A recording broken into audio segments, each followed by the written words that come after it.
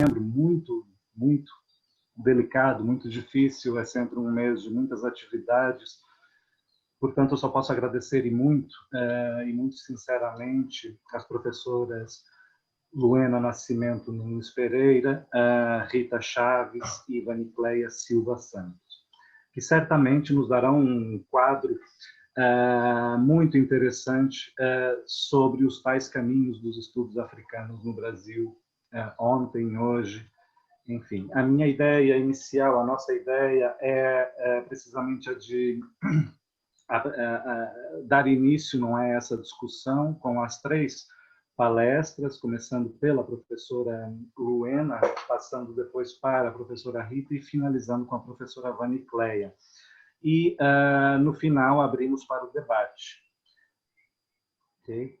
Começamos, então, com a professora Luena, que, enfim, todo mundo conhece, é professora adjunta da Universidade Federal Rural do Rio de Janeiro, graduada em Ciências Sociais pela Universidade Federal do Rio de Janeiro, mestre e doutora em Antropologia Social pela Universidade de São Paulo, com a tese Os Bakongo de Angola, Religião, Política e Parentesco num bairro de Luanda, e realizou seu pós-doutorado no Centro Brasileiro de Análise e Planejamento, e também no King's College de Londres.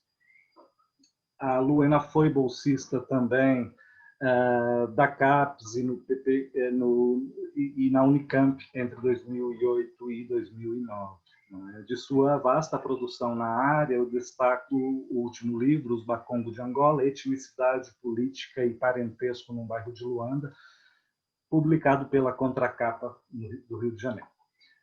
Eu passo, então, a palavra à Luena e volto a agradecer e muito, Luena, a sua disponibilidade. Obrigado.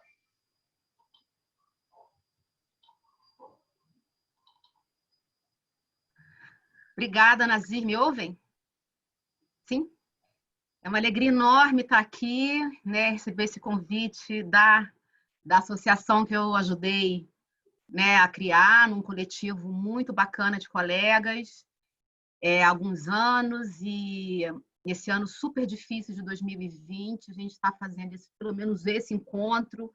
Eu acho que é muito importante para que a gente possa marcar, né, a continuidade da nossa associação. Eu agradeço a Jacimara pela condução da associação nos últimos 2 anos, pela organização desse encontro, pelo Nazir, por estar mediando essa mesa. Quero saudar minha mais velha Rita Chaves, faz tempo que a gente não se vê, né? Então, assim, tem um carinho enorme, você é uma pessoa muito importante para mim, Rita, uma pessoa, para mim, de muita referência na minha vida, então eu fico muito feliz de estar com você nessa mesa. E a minha irmã mais nova, Vanicleia Santos, né, também de longo tempo, de partilha da solidão do doutorado da Universidade de São Paulo, e de muitas aventuras também. Eu vou falar sobre, enfim, essa temática a gente sempre volta, né, assim, meio que o lugar, o ponto da situação dos estudos africanos no Brasil. Sempre é bom a gente retomar essa história e acrescentar, né, as novas inflexões, os novos momentos que os estudos africanos estão vivendo, né? Eu vou falar a partir das 3 áreas que aparecem aqui representadas nessa mesa: literatura, história e as ciências sociais, nomeadamente antropologia, que é de onde eu falo dentro das ciências sociais. Certamente as ciências sociais deve ser a área mais antiga de interesse sobre estudos africanos, mas, ao mesmo tempo, a de menor desenvolvimento, em termos de volume, de profissionais, de teses, dissertações, de núcleos, enfim. Me parece que ela é a área menos desenvolvida, embora seja a área mais antiga. A antiguidade dessa área das ciências sociais nos estudos africanos se deve, evidentemente, aos estudos pioneiros sobre o negro no Brasil, desde o final do século XIX, começo do século XX, no qual a África ela era, vamos dizer assim, para onde alguns desses sociólogos, desses pensadores, esses intelectuais do pensamento social brasileiro olharam para entender, primeiro numa chave racialista, depois numa chave culturalista, qual era o lugar do negro no Brasil. Então, os estudos africanos no Brasil, nas ciências sociais, embora seja muito semelhante à história, está muito marcado para a compreensão do olhar, do entendimento do lugar do negro no Brasil, na sociedade brasileira, né? Então, Nina Rodrigues, Gilberto Freire, Arthur Ramos, então, tem um conjunto ali de autores no começo da primeira metade do século XX que vão olhar para a África procurando essa relação com esse lugar do negro no Brasil. Eu não vou fazer essa longa trajetória, né? Eu acho que outros, enfim, professores mais competentes do que eu fizeram essa discussão, mas enfim, para dizer que ela é bem antiga. E a gente teria um segundo momento, vamos dizer assim, muito rapidamente, a partir dos anos 60, 70, com a criação de centros de estudos pioneiros, centros de estudos, CEAL, Centro de Estudos Afro-Orientais da UFBA, Centro de Estudos Africanos da USP, Centro de Estudos Afroasiáticos da Universidade Cândido Mendes. Já não nas ciências sociais exatamente, mas numa articulação com o campo da história, da geografia, das relações internacionais, enfim, você tem ali naquele momento uma tentativa, um movimento importante e apesar de difícil, mas duradouro, de articulação dos estudos africanos no Brasil de uma maneira geral.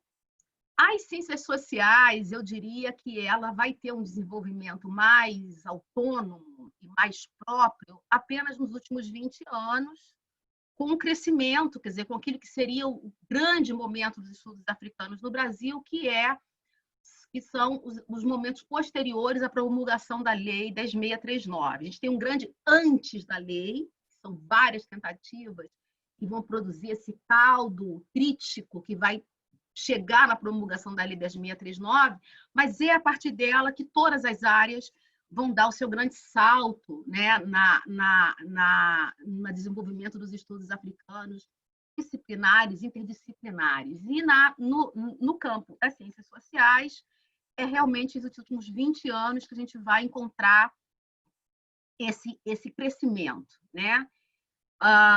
Um crescimento de professores que têm suas teses e dissertações publicadas, um crescimento pelas pós-graduações que recebem, que têm alunos que desenvolvem trabalhos. Ela é escassa, mas ela é significativa, né? Também de alunos africanos que vêm para as pós-graduações brasileiras trabalharem, sobretudo, com antropologia, sociologia, mas também ciência política. Então, a gente tem aí uma circulação de estudantes africanos em programas de pós-graduação de antropologia, de ciências sociais, ciência política, de relações internacionais, que vão produzindo um volume, sobretudo de dissertações e teses, mas também de artigos, outras publicações, no campo das ciências sociais. Entretanto, a gente ainda não consegue encontrar uma rede mais densa, né, que se associe com redes internacionais latino-americanas e africanas de centros de estudos e de pós-graduação. Então, assim, as ciências sociais, nesse campo, ela não tem, como eu acho que tem mais consolidado em letras e em história. Eu vou sempre comparar com letras e história, evidentemente. Eu acho que é esse debate, né, que a gente...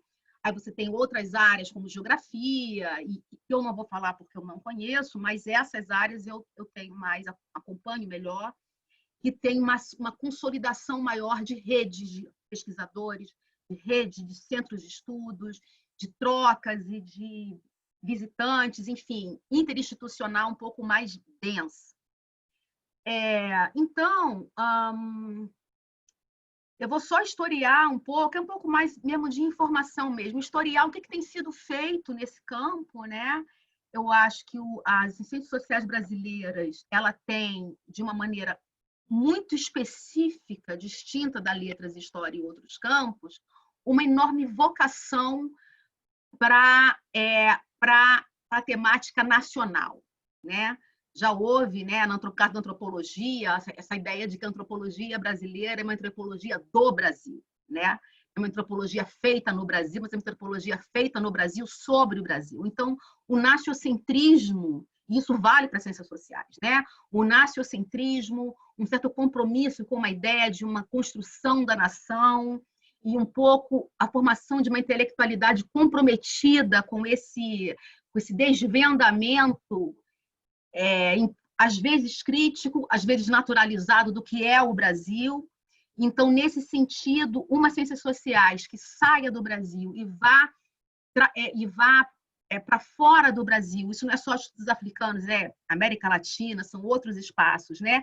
Mas pensar numa ciência social que se desenvolve em outros espaços nacionais, ela é bem institucionalmente, estruturalmente, ela é bem difícil. E ela vai se fazer muito a partir da ideia de um viés comparativo. E é dessa maneira que caminha um pouco o nascimento das ciências sociais, que vai olhar para a África a partir de um movimento comparativo, especialmente em relações raciais, de um lado, e de outro lado, a partir de uma certa afinidade com os palopes, com uma ideia inicial de uma afinidade em torno da ideia de lusofonia, por exemplo. O que depois isso foi sendo desconstruído, embora a maior parte dos trabalhos das ciências sociais sobre a África se desenvolva muito em países africanos de suposta língua oficial portuguesa, né, onde a presença da língua portuguesa é muito variada, mas, sobretudo, hoje já é bem mais variado que isso. Hoje não é só países lusófonos, e mesmo assim, chamados países lusófonos, ninguém mais fala isso desse jeito. Mas mesmo um olhar para o PALOP já não está mais com essa suposta proximidade cultural, né? Não tem mais essa ingenuidade, mas inicialmente o movimento era muito em torno dessa ideia. E parece que hoje a gente tem muitas pesquisas, por exemplo, sendo feitas na África do Sul, bastante interessante, em outros espaços nacionais, como Senegal, Nigéria, até Etiópia você tem trabalhos, enfim, você tem Quênia. Então, existem um interesse mais plural em torno dos espaços africanos e não necessariamente mais orientado pela ideia comparativa e pela relação com o Brasil. Mesmo em relações internacionais, que eu andei investigando nos últimos dias para preparar essa fala, inicialmente você tinha uma perspectiva das relações internacionais sobre a África muito em torno da política externa brasileira, em torno dos BRICS, em torno de tudo aquilo que interessa, de certa forma, enfim, vai ocupar um certo interesse nacional sobre esses países. Pelo que eu tenho observado muito rapidamente em artigos, em teses publicadas na área de relações internacionais, o interesse se pluralizou, ele é mais afrocentrado ou pensando em questões não tão orientadas para questões de interesse brasileiro nesse sentido mais pragmático, né? Naquilo que eu venho acompanhando de mais perto, né, tem sido uma preocupação de uma articulação de antropólogos, sobretudo, que vem trabalhando e vem trocando experiências, né, nas pesquisas sobre a África, a ocupação de espaço em dois espaços importantes nas ciências sociais, que é a Associação Brasileira de Pós-Graduação em Ciências Sociais, ANPOX, que é uma antiga associação de pós-graduação, e na ABA, mais antiga Associação de Ciências Sociais, que é a Associação Brasileira de Antropologia.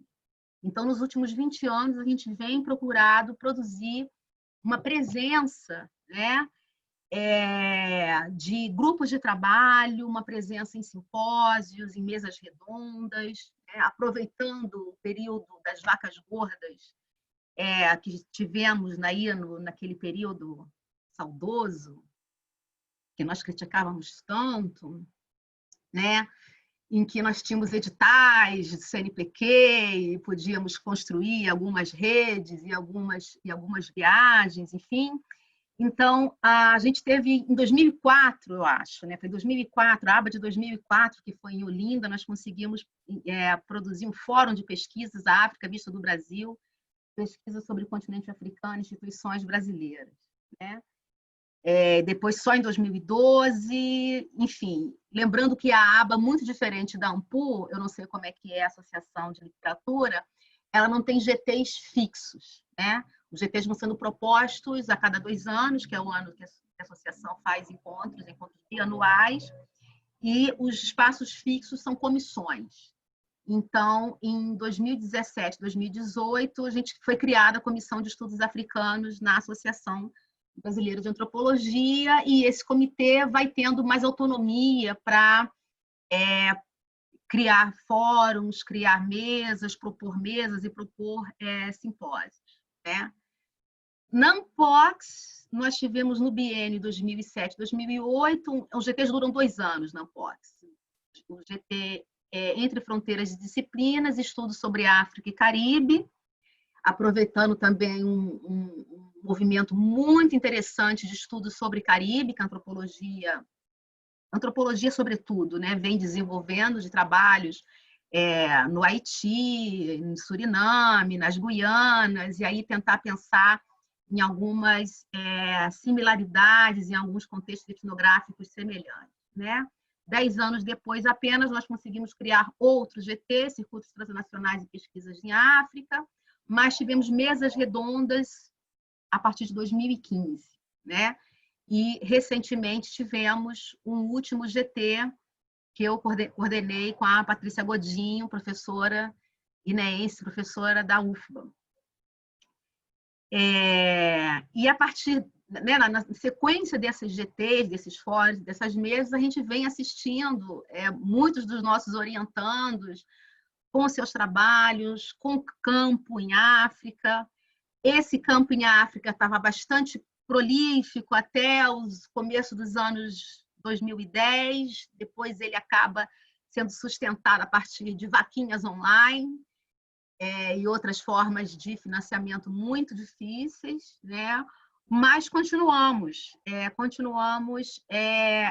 atuando.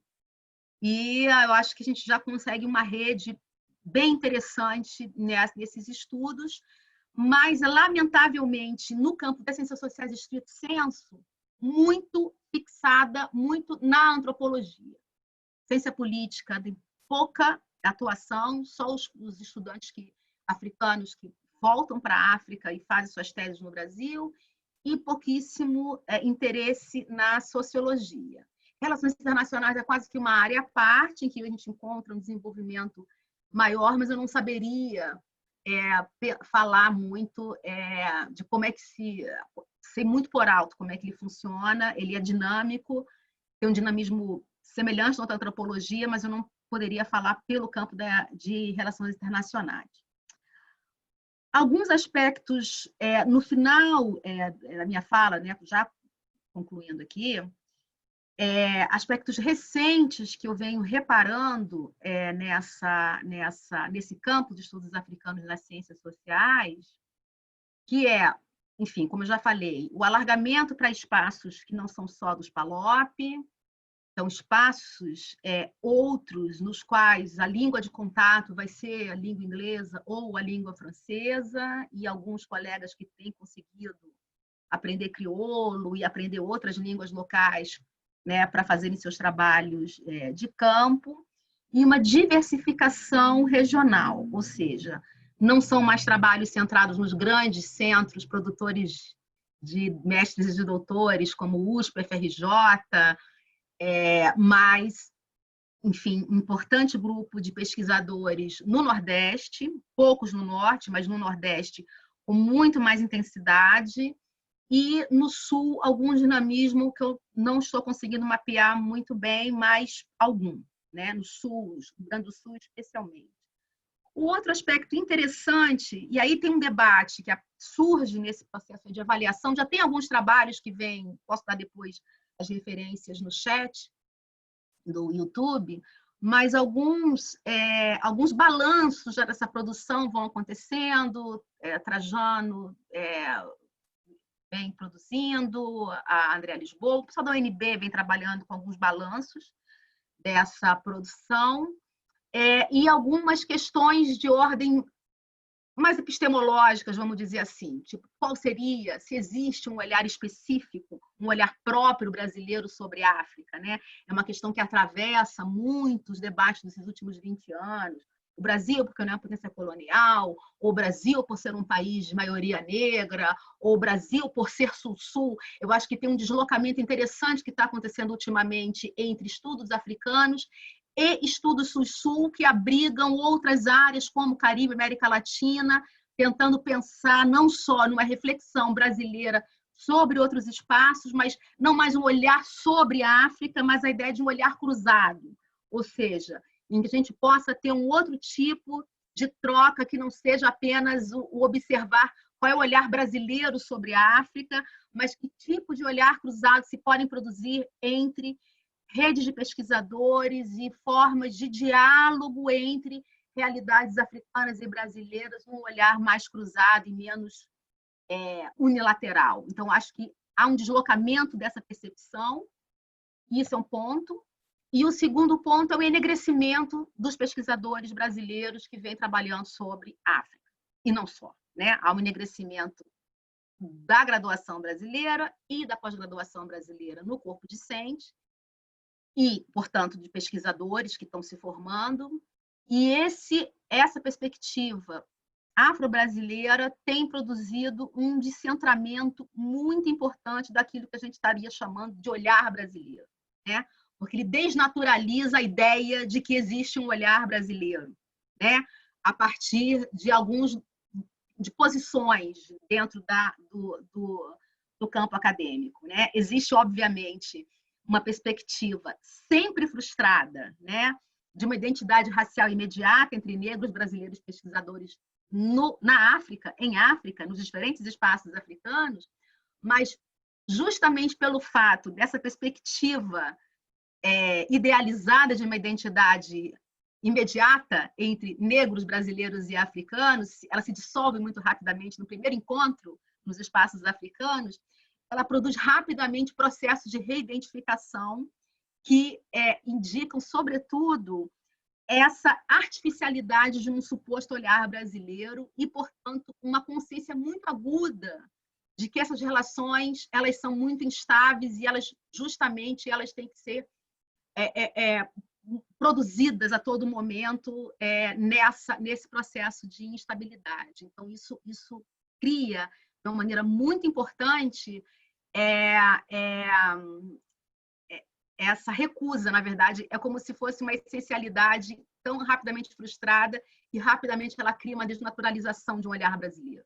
E isso é muito interessante, porque são questões que são colocadas nessa pluralidade brasileira do olhar para a África muito rica, né? Eu tenho muito otimismo, na verdade, com essa perspectiva de reconhecimento de uma pluralidade de olhares afro-brasileiros e brasileiros, de uma maneira geral, sobre as diferentes realidades africanas da perspectiva das ciências sociais. Acho que é isso. Obrigada, Nazir.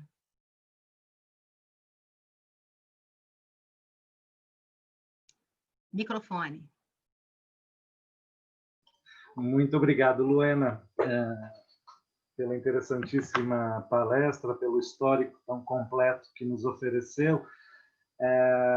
Certamente haverá perguntas no final para a Luena. Eu só vou pedir a imensa gentileza, não é? Já pedindo desculpas de antemão a Jacimara e a Josi, se puderem me auxiliar, não é? Com as perguntas do chat, eu agradeceria muito, porque eu entrei no YouTube, mas aí é problema aqui meu e da minha conexão e da minha precariedade, não é?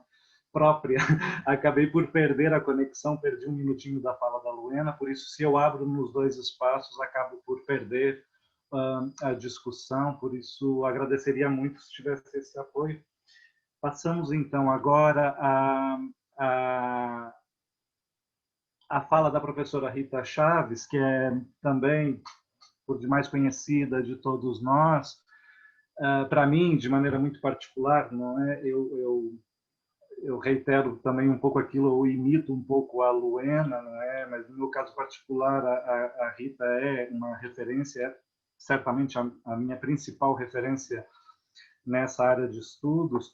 é professora associada de Literaturas Africanas, de Língua Portuguesa da Faculdade de Filosofia, Letras e Ciências Humanas da Universidade de São Paulo.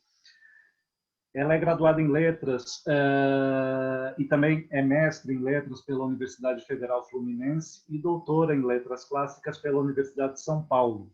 Foi professora visitante na Yale University em 96, 97 e realizou 2 estágios de pós-doutoramento na Universidade Eduardo Mondlane, em Maputo, Moçambique.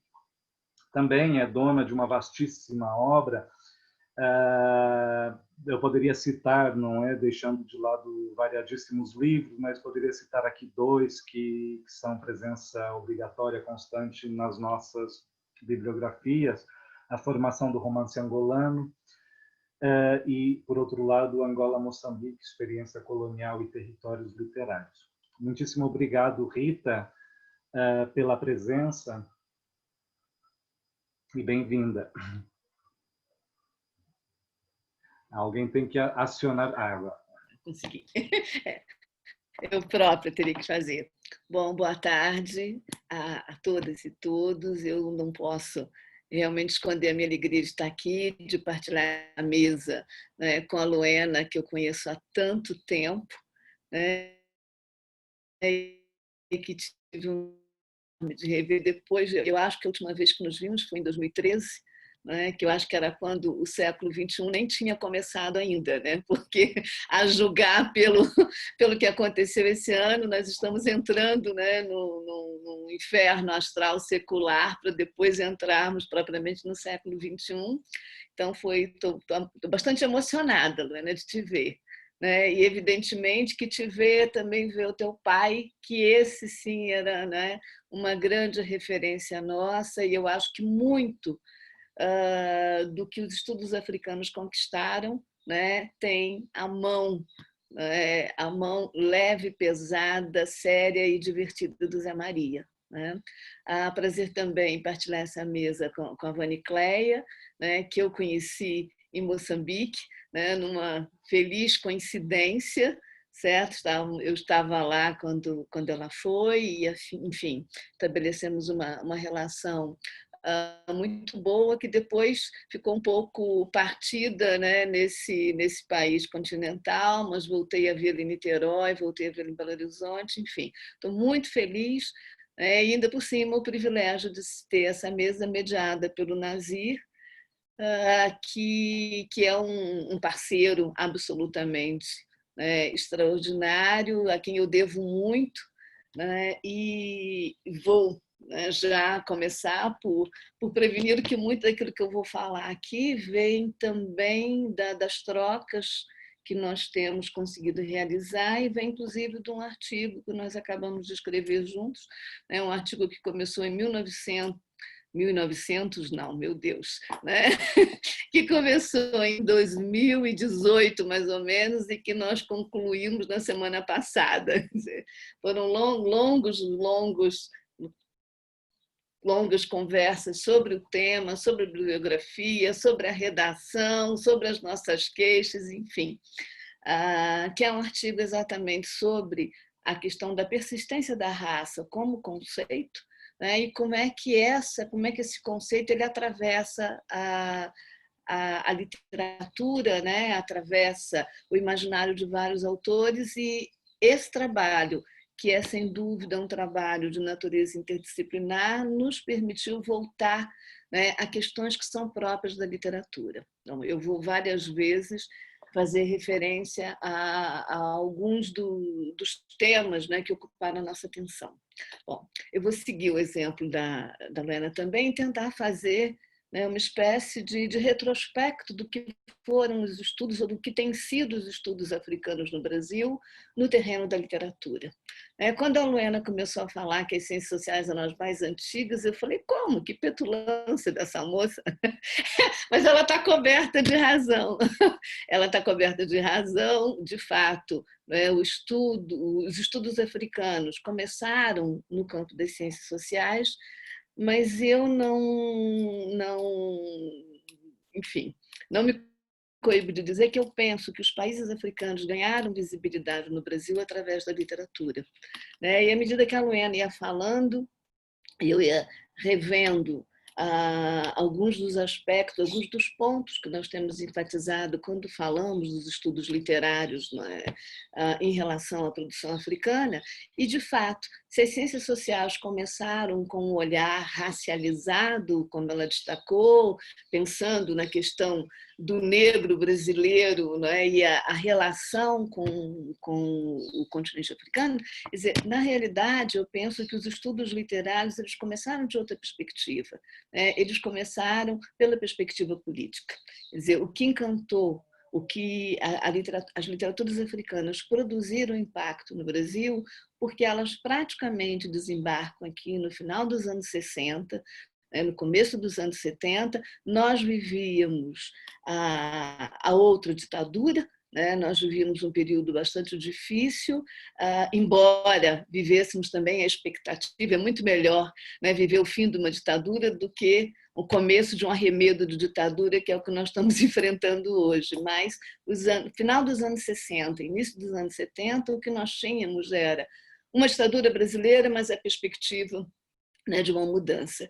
E os textos africanos, os poemas do Agostinho Neto, do Antônio Jacinto, os poemas do José Craveirinha, os contos do Luiz Bernardo Onuana e do Luandino Vieira, o romance do Pepe Tela, quer dizer, essa bagagem literária, ela nos chega e provoca o impacto do imaginário das lutas de libertação. Então, eu penso que a nossa apropriação, o nosso contato com essa literatura, ele se fez a partir de uma perspectiva política libertária e, efetivamente, conferiu visibilidade a esses países.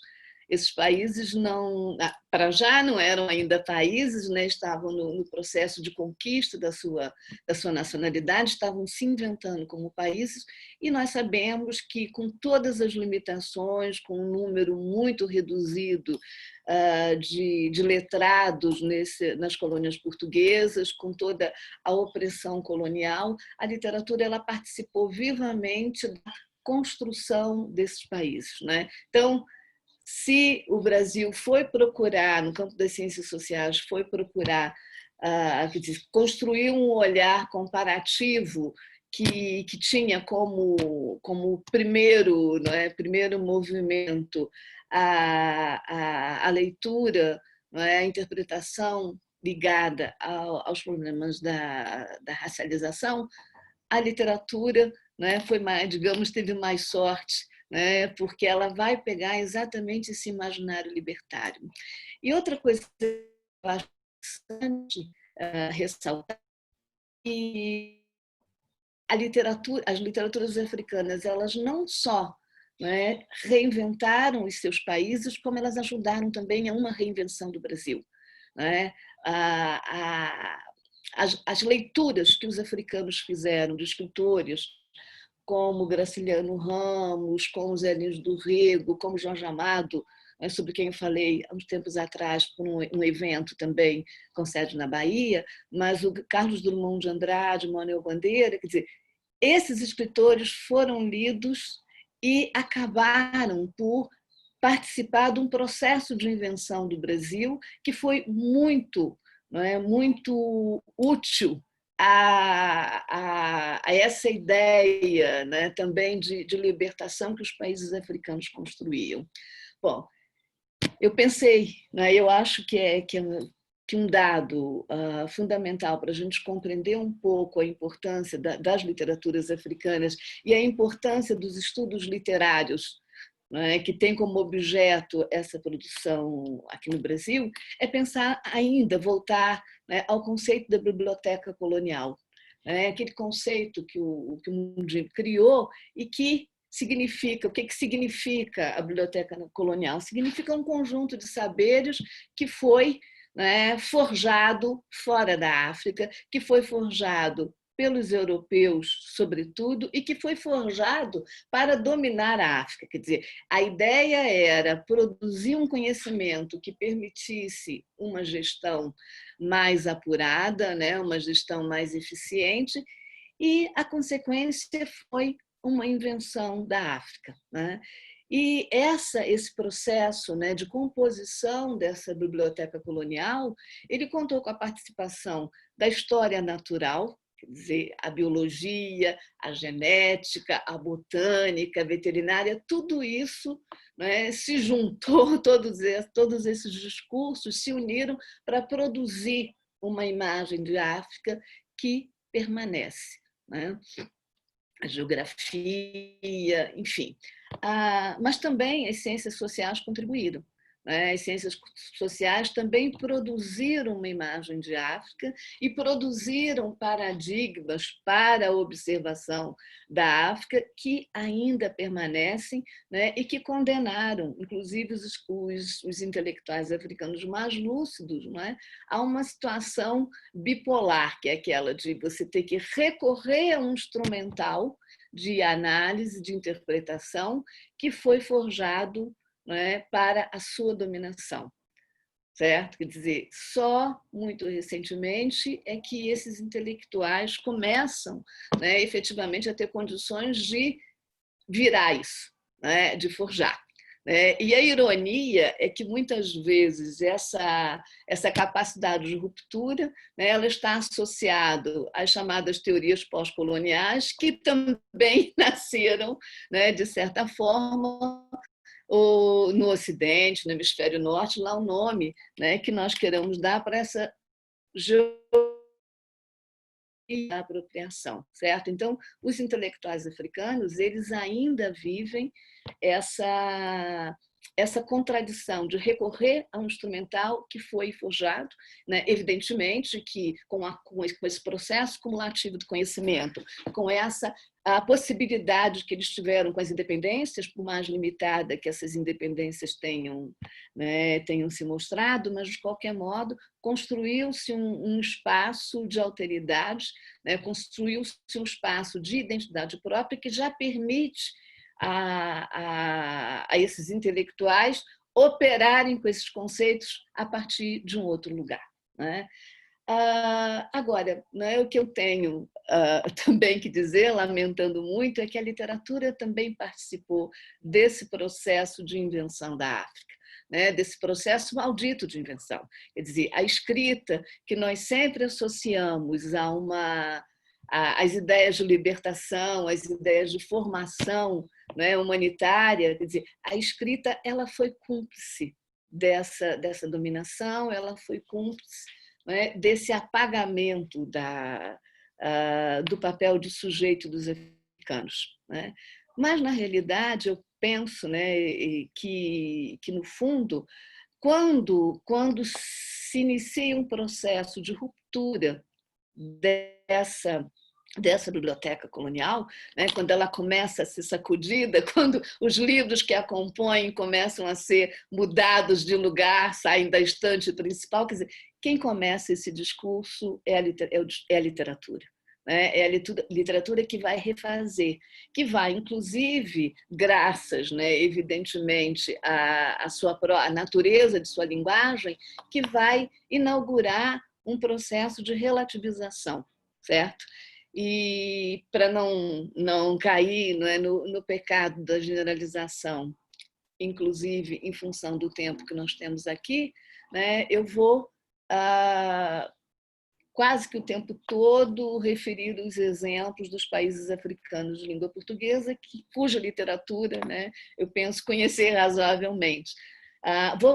Vou fazer referência a escritores de outros espaços também, mas centrando nisso. Quer dizer, quando nós pensamos na literatura de países como Angola, Moçambique, Guiné-Bissau, enfim. Quando nós pensamos nos países africanos de língua portuguesa, nós percebemos, né, que nenhum historiador angolano tem a idade que teria, por exemplo, o Antônio Jacinto, né? Tem a idade que teria o Agostinho Neto. Então, reparem só, né, isso significa que esse movimento, né, de recolocação de verdades, de reinvenção do espaço africano, ele é inaugurado pelos escritores, certo? São os escritores que vão colocar em cena. Quer dizer, hoje, né, é com grande alegria, e a Luena fez referência a isso também, que nós percebemos o movimento dos estudantes africanos, né, que estudam muitas vezes já nos seus países, ou que vão para a Europa completar a sua formação, ou que vêm para cá e voltam para trabalhar e já produzem obras de referência sobre, né, as suas realidades. Mas nos anos 40, no caso dos países de língua portuguesa, isso era praticamente impossível. Então, quem vai trazer, né, a possibilidade de uma revisão dessa biblioteca sobre biblioteca africana, né, já não colonial, são os escritores. Né? O Craveirinha, que já teria mais de 90 anos, né? O Jacinto, mais ou menos na mesma faixa, esses escritores inauguram um olhar sobre a África, e esse olhar é que vai ser interpretado por nós nos estudos literários. Né? Quer dizer, para além dessa antiguidade, né, eu penso que há outros aspectos no texto literário que interessam para esse movimento de ruptura, de questionamento daquilo que o Chinua Achebe chama o nome difamado de África. O Chinua Achebe, que é um escritor nigeriano absolutamente notável, que tem um livro muito interessante, publicado aqui no Brasil, chamado A Educação de uma Criança sob o Protetorado Britânico, né? E ele constrói essa imagem que eu acho magnífica, o nome difamado de África. Quer dizer, quem difamou a África? Né? Quem difamou a África? Foram as ciências sociais, foram, né, a história, a geografia, né, as ciências biomédicas e a literatura. Quer dizer, a literatura participa vivamente, né, desse processo de difamação. Né? E o Chinua Achebe tem um inimigo principal, né, que é o Conrad. Quer dizer, o Conrad, que é visto como um personagem central da literatura mundial, o Conrad, que é visto por muitos críticos literários, inclusive o meu favorito, que é o Antônio Cândido, né? O Conrad, que é visto pelo Luiz Felipe d'Alencastro, né? Que também é um historiador que eu prezo muito, como autor de uma obra não colonial, de uma obra de denúncia do colonialismo. O Conrad é lido pelo Chinua Achebe como um escritor colonial, né? E ele não perdoa ao Conrad o tipo, né, de descrição, o tipo de construção de personagem que o Conrad faz. E eu penso que ele está muito certo em não perdoar, né? Porque, evidentemente, né, e nesse texto, Nazir e eu trabalhamos nisso, quer dizer, se hoje nós defendemos muito a ideia do lugar de fala, né, há algo a considerar também no lugar de escuta, quer dizer, e o lugar de onde o Chinua Achebe ouve, né, o Conrad, é um lugar que não pode permitir o perdão.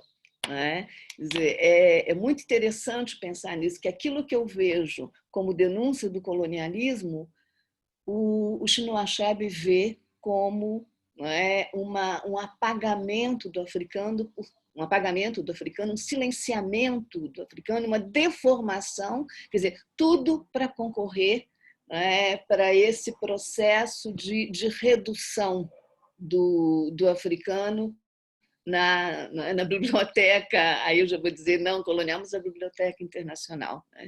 Então, eu acho que a literatura, também pela natureza de sua linguagem, ela permite, ela abre a possibilidade, né, de um questionamento muito, muito rico, muito produtivo. Por quê? Né? Se nós vamos à definição de literatura, nós vamos perceber que o texto literário é um espaço em que você experimenta ser o outro. Né? É um espaço em que você tem a experiência da alteridade aberta. Né? E esse exercício é um exercício fundamental para a compreensão, né, de um universo que não é o nosso. Né? Quer dizer, eu concordo completamente com a Luena que a pluralidade de olhares ela é fundamental, né?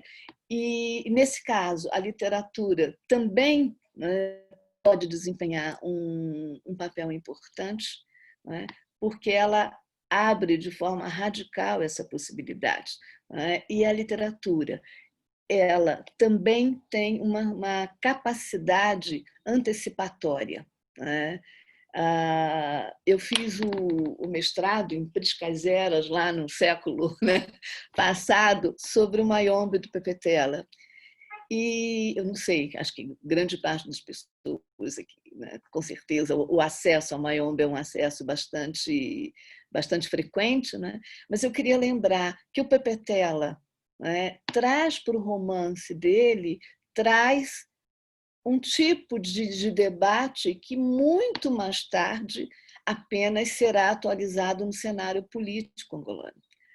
Aquilo que o Pepetela convoca, aquilo que ele trabalha no romance dos anos 70, quando ele estava em plena guerrilha, quer dizer, são problemas que a sociedade angolana vai enfrentar mais tarde e continua enfrentando até hoje. Então, essa capacidade antecipatória da literatura, ela é muito produtiva para a compreensão de um espaço que está, desgraçadamente, tão longe de nós, né?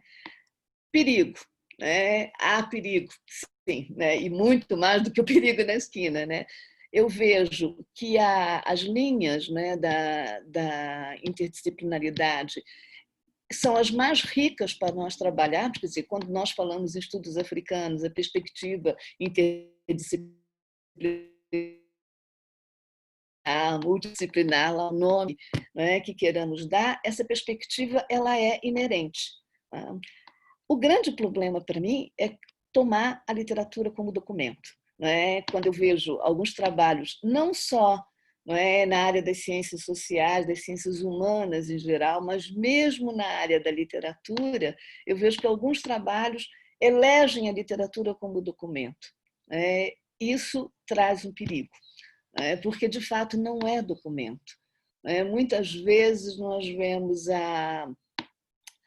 o reconhecimento, né, do texto literário como um farol, quer dizer, como se ele fosse capaz de iluminar.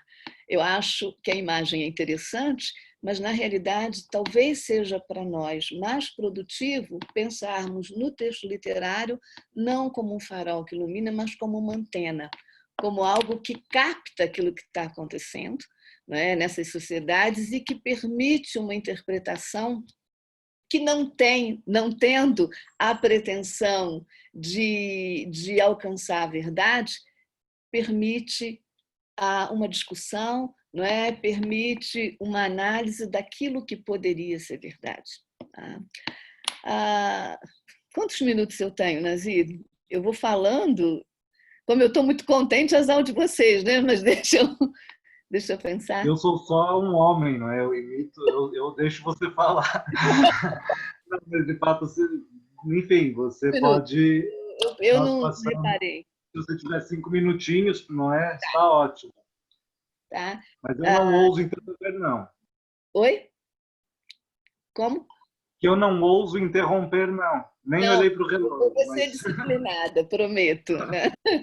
Não, é que eu queria, então, chamar a atenção. Eu acho que o caminho mais adequado para nós... Aliás, antes disso, eu quero fazer... Antes de chamar a atenção, eu quero recordar, né, que os estudos de literatura, das literaturas africanas, seria difícil precisar onde ele começou, mas, de fato, onde ele ganhou mais densidade nos primeiros anos foi na Universidade de São Paulo.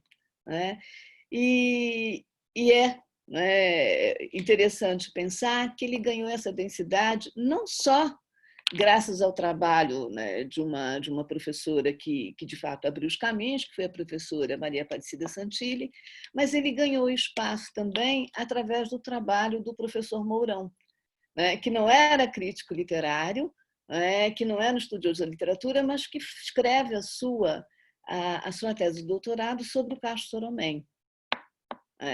E a sociedade angolana através, né, da literatura do Castro Soromém. Então, eu penso, né, que esse interesse pela literatura, ele é um interesse transversal, que vai, né, vai de fato congregar muitos olhares, né? E a riqueza que esse conjunto de trabalhos, né, efetivamente reúne, eu penso que fica, né, fica reforçada se nós levarmos em conta que o estudo da literatura não é o estudo do documento, né, mas que o estudo da literatura não é o estudo da realidade em si, é o estudo de uma realidade construída sobre a realidade, mas que o estudo das literaturas africanas, e não só, evidentemente, não é, de língua portuguesa, o estudo das literaturas africanas permite exercitar, né, essa alteridade e nos fazer ver outras Áfricas.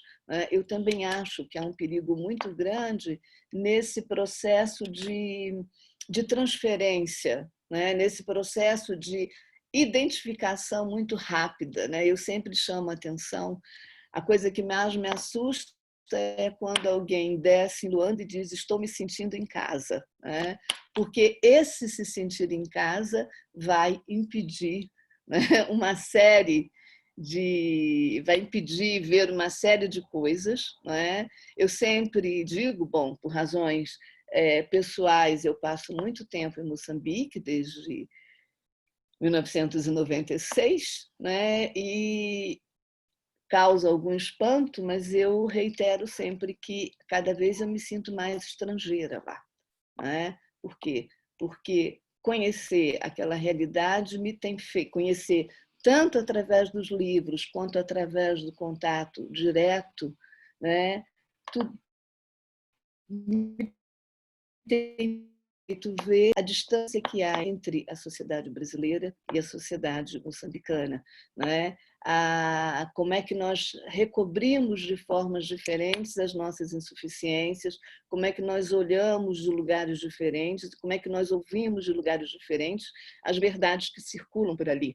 Então, quando eu digo que eu me sinto estrangeira, não significa que eu me sinta mal.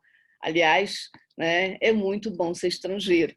Eu costumo dizer que o fato de ser do Rio de Janeiro e estar em São Paulo não me traz nenhuma insuficiência, eu penso, né? As insuficiências virão de outros aspectos, mas eu acho que esse olhar com olhos sempre novos favorece, né? E, nesse sentido, o confronto da investigação em loco, né, com aquilo que outros escreveram sobre esses lugares que nós agora podemos olhar, né, eu acho que esse confronto é muito positivo. Então, o campo dos estudos literários me parece muito rico, né, me parece muito rico para ajudar, né, para compor esse olhar múltiplo a que a Luena se referiu e que me parece que é a chave, né? É a chave.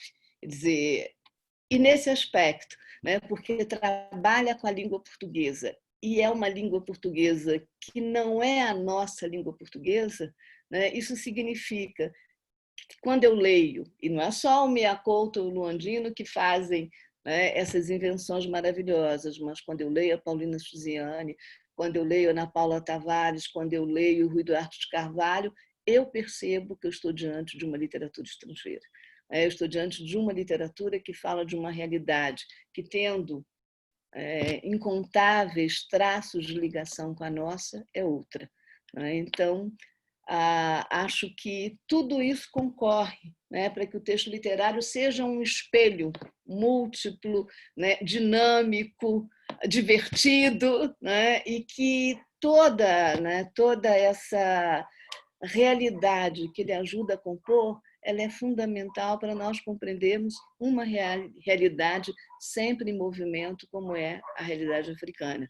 É óbvio que todas as realidades estão sempre em movimento, mas é óbvio também que aquela biblioteca colonial que construíram, né, com tanto afinco, aquela biblioteca que foi cúmplice da dominação, ela ajudou a criar, inclusive, um mito de uma África parada, né, de uma África tradicional, estática, e acho que a literatura talvez seja, né, o discurso mais mais radical para, quer dizer, no processo de revisão dessa imagem das realidades africanas. Tá? Bom, eu fico por aqui, acho que a gente pode conversar depois, voltando a agradecer muito o convite, né? E dizendo que eu costumo brincar sempre, dizer que a literatura está na área da perfumaria, né? Que há ciências sérias, há ciências mais ou menos sérias, e que a literatura é a perfumaria. Mas eu penso que o perfume é importante, né? Penso que o perfume é importante e, sobretudo, nesse momento que nós estamos vivendo agora, o recurso à literatura ajuda a rever, né, certas verdades cristalizadas, né, sobre esse continente tão difamado. Tá bom? Obrigada, Nazir, obrigada, Luena, obrigada, Vanicléia, obrigada, Jacimara, né? Obrigada ao Fábio, que entrou em contato comigo. Eu estou muito contente de estar aqui com vocês. Obrigadíssimo, Rita. Muito obrigado, Rita. Eu quando soube que ia mediar essa mesa, eu sabia de antemão que seria das mais fáceis, né? Porque eu só teria que apresentar e controlar isso. Eu estou fazendo mal o tempo, né? Ainda bem que a Rita se manteve no tempo, graças a ela, porque eu esqueci. E que seria também das mais difíceis, porque eu teria muita coisa também, gostaria muito de participar e de conversar e de colocar perguntas, mas felizmente eu vou ficar quieto, porque há perguntas muito interessantes que estão surgindo. E que depois vamos abrir. Eu tenho recebido aqui muitas perguntas, muitos comentários muito interessantes, e depois da apresentação da Vanicléia a gente abre para o debate. Muito obrigado, Rita. E eu passo desde já a palavra para a professora Vanicléia Silva Santos, que é professora adjunta da Universidade Federal de Minas Gerais. Ela é graduada em História pela Universidade do Estado da Bahia, mestre em História pela Pontifícia Universidade Católica de São Paulo e doutora em História Social pela Universidade de São Paulo. E realizou seu pós-doutorado na Universidade do Texas. Atualmente, ela é curadora associada do Museu de Arqueologia e Antropologia da Universidade da Pensilvânia e colaboradora do projeto História Geral da África, da Organização das Nações Unidas para a Educação, Ciência e Cultura. Também é autora de uma vasta produção, não é, que todos nós conhecemos e acompanhamos, e eu destaco, poderia destacar vários, mas eu destaco o livro de 2007, O Marfim no Mundo Moderno, Comércio, Circulação, Fé e Status Social, séculos XVI, XIX, não é? Publicado pela Prisma de Curitiba. Muitíssimo obrigado também, Vanicléia, por estar entre nós hoje, e seja bem-vinda. Bom dia, ou boa tarde para todo mundo. Eu queria agradecer imensamente ao convite feito pelo pessoal da AB África para participar dessa live. E eu estou muito contente de compartilhar essa mesa virtual com a Rita e a Luena, que são amigas. Eu tenho um imenso orgulho de estar aqui com vocês. Eu sou muito grata pela imensa produção que vocês têm. Como a Rita falou, nós nos conhecemos em Maputo por ocasião dos projetos da ULP CAPES. Como disse Luena, época das vacas gordas, em que a gente podia fazer pesquisas no continente. E Luena é minha irmã de longa data. E, Nazir, muito obrigada por você mediar essa mesa.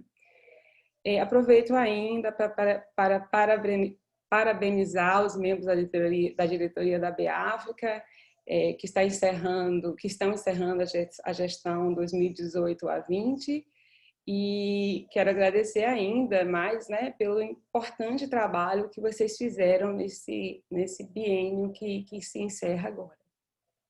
Bom, quando eu recebi o convite para falar sobre caminhos dos estudos africanos no Brasil, eu percebi que eu perdi um período aí da história recente, que foi sobre uma produção imensa de lives sobre esse tema, né? e muita coisa foi dita, e eu tentei acompanhar, assistir algumas delas, eu até falei com Luena, né? Falei, o que aconteceu nesses últimos 3 meses, que houve uma produção imensa, eu estava fora do Facebook por um tempo e parece que eu perdi um bonde aí. Mas o que eu queria conversar com vocês hoje, e aí foi uma reflexão que eu vinha fazendo desde que eu recebi o convite, era pensar qual é o lugar da África e das diásporas africanas nos estudos africanos no Brasil, né? Eu percebi que várias pessoas já fizeram uma, digamos assim, uma trilogia dos estudos africanos, né? De quem é quem, né? Nesse quadro. Mas eu acho que eu queria falar um pouco além dessa questão mais, digamos assim, genealógica, né? E esse texto também é fruto das discussões que eu me defrontei quando eu precisei fazer as introduções do volume da História Geral da África sobre as diásporas, né? Qual que é o lugar da África nas diásporas africanas? Então, para esse texto, eu pensei nisso. Qual que é o lugar para essa conversa, né? Qual é o lugar da África e das diásporas africanas nos estudos africanos no Brasil, né? Então, eu queria ainda, nesse momento inicial, trazer uma lembrança da fundação da associação, que é parte de uma problemática que eu vou tratar aqui, que é a relação dos estudos africanos com a militância negra, com os movimentos sociais negros, com a militância negra e com os estudos sobre racismo, a escravidão e diáspora. Tá? Então, quando a gente fundou a fundação em 2014, lá no Rio de Janeiro, né, o GT de História da África organizou organizou a criação da associação, eu mandei um e-mail nacional informando isso a todo mundo, né, que nós tínhamos criado a associação e os nomes da diretoria. E uma pessoa, colega, mandou um e-mail para várias pessoas da militância nacional, dizendo assim, os brancos se organizam. E eu lembro que para escrever isso aqui, eu voltei para ver o e-mail dele, o meu e-mail que eu mandei para essa pessoa e a resposta que ele me mandou. E eu dizia que eu estava muito orgulhosa de ser uma mulher negra que estava ajudando a formar uma associação voltada para os estudos africanos, né?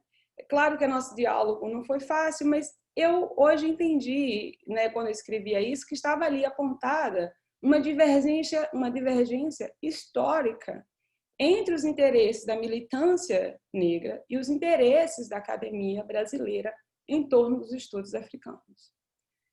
É sobre essa tensão, né, estudos africanos, história da África, estudos afro-brasileiros, estudos da diáspora, história do negro no Brasil, história das relações étnico-raciais, que eu pretendo delinear um pouco da minha conversa com vocês. Então, para mim, cada pessoa que se propõe, né, a falar sobre estudos africanos no Brasil ou em qualquer lugar, né, eu vou tratar disso, vai tentar se colocar de forma mais científica possível, ater-se aos fatos, digamos assim. Mas, independente dos esforços que cada pessoa faz para parecer neutra, a nossa genealogia fala mais alto, né? Seja como pessoa da elite ou do povo, né? Seja como pessoa negra, parda ou branca. Nós somos definidos pela nossa formação, pelas nossas instituições, pelas nossas leituras e de onde viemos. Então, o meu exercício de pensar os caminhos dos estudos africanos no Brasil passa pela minha formação e minhas leituras, obviamente. Passa também pela experiência que eu venho acumulando como profissional, que não se encaixa mais na história da África, ou na história, né? Mas cada vez mais eu tento ampliar a minha área de atuação. Mas eu comecei a estudar história interessada no racismo e na discriminação da população negra, no sertão da Bahia. Depois desse momento, né, que é da minha graduação, eu migrei para os estudos africanos porque eu queria saber de onde eu vinha, né? E de onde vinha também o racismo que nos colocava como cidadãos de segunda categoria no sertão da Bahia. Em suma, eu concluo que foi a necessidade de entender o racismo, a discriminação, que me levou, primeiramente, a pensar sobre quem era a população negra jacobina a qual eu fazia parte. Então, a África entra na minha vida pela via do racismo e da minha busca por reconhecimento de minha humanidade. Então, ao preparar essa apresentação, eu também voltei um texto que eu escrevi há 10 anos atrás, sobre os estudos africanos no Brasil. Naquele momento, eu estava muito impactada com os novos trabalhos que apareciam e também com a animação de fortalecer esse campo no Brasil. Eu estava, ao mesmo tempo, na vice-presidência da BPN, no CEA da UFMG, na Unesco, na coordenação do GT Nacional de História da África da ANPU, tinha várias conexões com o MEC, a CECADI. Então, eu escrevi aquele texto muito animada. Mas eu queria dizer que eu estava errada, por 2 motivos. Quando eu disse que a institucionalização dos estudos africanos começou no SOAS, em Londres, nos anos 40. Também eu não estava correta quando eu afirmei que a institucionalização dos estudos africanos no Brasil começaram com os estudos africanos nas universidades, os centros de estudos africanos nas universidades. Por quê? Eu penso que quando a gente usa a palavra institucionalização, a gente remete para a ideia de organização, de uma existência formal. Embora essas palavras tentem carregar alguma neutralidade ou cientificidade, elas não são neutras. Elas apagam outras narrativas. Em uma apresentação que eu assisti sobre os estudos africanos, a professora Lucilene Reginaldo fez uma análise excepcional sobre o papel dos movimentos negros para a introdução dos conteúdos de história da África nas escolas e nas universidades, bem como para a aprovação da Lei 10.639, que obriga o ensino de história da África e da cultura brasileira, e aqui eu ressalto, e das relações étnico-raciais. Ao ler variados textos sobre autores norte-americanos, sobre a trajetória dos estudos africanos, sobre a trajetória dos estudos africanos nos Estados Unidos, é evidente como, discursivamente, eles apagam a participação dos intelectuais negros, alegando que suas pesquisas eram excessivamente politizadas e marcadas por emoções. Não há forma mais direta do que essa para destruir ou descredibilizar essas narrativas. Assim, eu começo com uma questão central para esse tema, né? O que a gente está chamando de estudos africanos no Brasil? Aliás, o que a gente chama de estudos africanos? Notem que nos Estados Unidos, nos anos 50, os estudos africanos foram definidos como análise científico-social dentro dos limites geográficos do continente africano, fecha aspas. O resultado disso, né, dessas pesquisas em torno dessa definição super fechada, foi uma grande quantidade de livros sobre culturas e civilizações africanas, análise da agência africana, encontros com o poder europeu e avaliação crítica do domínio europeu na região. Mas eles excluíram a diáspora. A diáspora não fazia parte dos estudos africanos nesse momento. Principalmente por conta das questões políticas que estavam acontecendo aqui nos anos 50, 60. Eu estou trazendo esse exemplo não é para comparar o Brasil com os Estados Unidos, mas para dizer que nós corremos o risco de repetir os mesmos erros que eles fizeram lá no passado. A gente não pode, nessa associação, ou no GT, ou em qualquer outra organização, separar a história da África da história da diáspora, ou separar a história da África da história afro-brasileira, ou das relações étnico-raciais, as quais incluem a África em seus programas. Hoje de manhã eu dei uma olhada em vários programas com o nome Educação e Relações Étnico-Raciais, Geografia e Relações Étnico-Raciais, vários programas interdisciplinares que incluem a África. Mas os estudos sobre a África têm séria dificuldade de incluir esses outros conceitos ou termos, ou áreas, ou sub-áreas, né? Então, ao pensar nessa ideia de caminho de estudos africanos no Brasil, acho que nossos marcos não devem ser apenas institucionais, porque esta narrativa institucional que busca uma genealogia é elitista e excludente. Sugiro que, ao invés de cravarmos um marco inicial nos estudos africanos realizados dentro das universidades, ou pela Lei 10.639, de 2003, nós devemos incluir outras formas de pensar a formação do campo de África, né, no Brasil, que tem diferentes fases. Eu diria que um primeiro, né, Luana já fez alguns, eu não vou repetir, eu vou só citar de forma mais rápida aqui. Eu já tenho 10 minutos, 5 minutos só. Um primeiro, eu diria que foi uma primeira fase, eu diria que foi uma fase mais orgânica e humanista. E aqui eu coloco uma referência a essa África que aparece nos movimentos realizados pelos escravizados antes do século XIX, que colocam a África como uma forma de resgate da humanidade. No século XVIII e XIX, afrodescendentes também escreveram sobre suas experiências e colocando a África como central. Por exemplo, Oladaye Kiano, Mohamed Bakwakwa, né, e que escreveram suas autobiografias, mostram a sofisticação intelectual de africanos escravizados nas Américas. No século XIX, escritores da diáspora africana, como Harriet Tubman, Frederick Douglass, Du Bois, Antenor Firmino no Haiti, Sylvester Williams em Trinidad, Machado de Assis, Luiz Gama e Maria Firmina dos Reis, né, no Brasil, estão entre os muitos homens e mulheres que colocaram a escravidão, a emancipação e o pós-emancipação no centro de suas preocupações.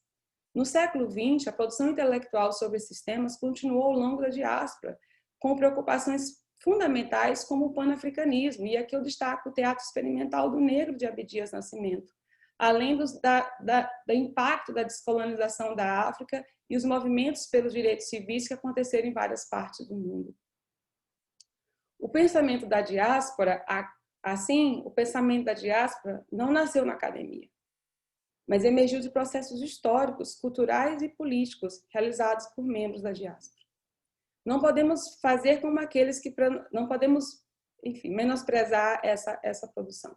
Um segundo ponto foi o que Luana já tinha falado. Eu chamei aqui de uma segunda fase. Eu chamei de fases de estudos do negro no Brasil, que referem-se à produção escrita entre fins do século XIX e início de XX, que colocou a África e os africanos como elementos centrais para compreender a formação do Brasil.